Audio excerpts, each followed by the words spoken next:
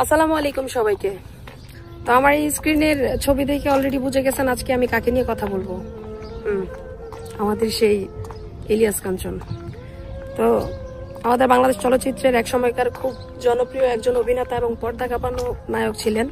তো আমি আজকে ওনাকে নিয়ে কিছু কথা বলবো, আর কিছু কথাটা কেন বলবো একটা ভিডিও দেখাচ্ছি, তারপরে বাদ বাকিটা বলতেছি। ভিডিওটা সম্পূর্ণ দেখেন।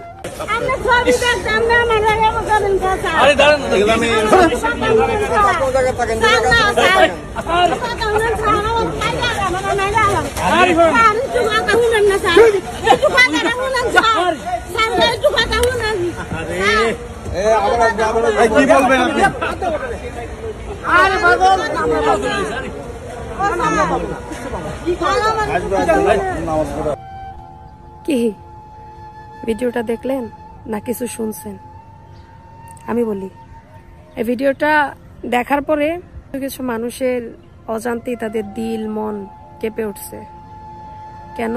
তার আর্তনাদ, তার আকুতি মিনতি, তার ভিতরে যে একটা আর্তনাদ ছিল, স্যার স্যার স্যার একটু শোনেন, স্যার একটু শোনেন, দরকার হয় আমাকে মাইরা ফেলান।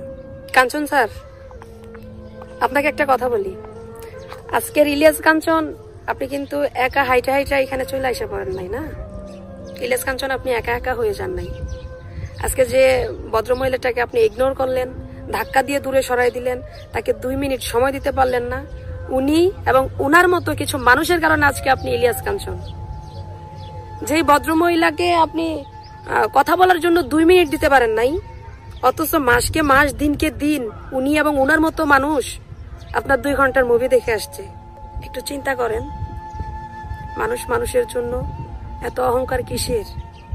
কিসের আপনার এত অহংকার? একটা মানুষ তার জীবনের বিনিময়ে বলতেছে স্যার আমার কথা শোনেন। আপনাকে ডিসরেসপেক্ট করে বলে নাই, রেসপেক্টের সহিত বলতেছে স্যার আমি আপনার ছবি দেখি, স্যার আমার 2 মিনিট কথা শোনেন।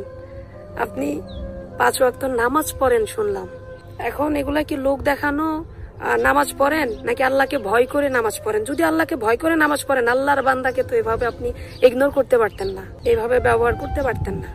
অহংকার রাখিয়েন না, ভুলে যায়েন না। শেষ কথা একটাই, যাদেরকে আপনি এভাবে ইগনোর করলেন, যে মানুষটাকে আপনি ইগনোর করলেন, আল্লাহ না করুক তার দোয়ায় হয়তো বা আপনারে ইলিয়াস কাঞ্চন থেকে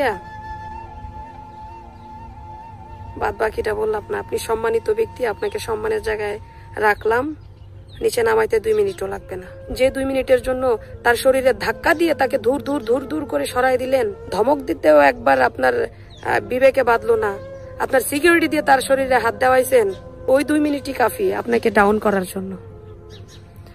আবারও বলতেছি, আপনি সম্মানিত ব্যক্তি, ভালো থাকবেন।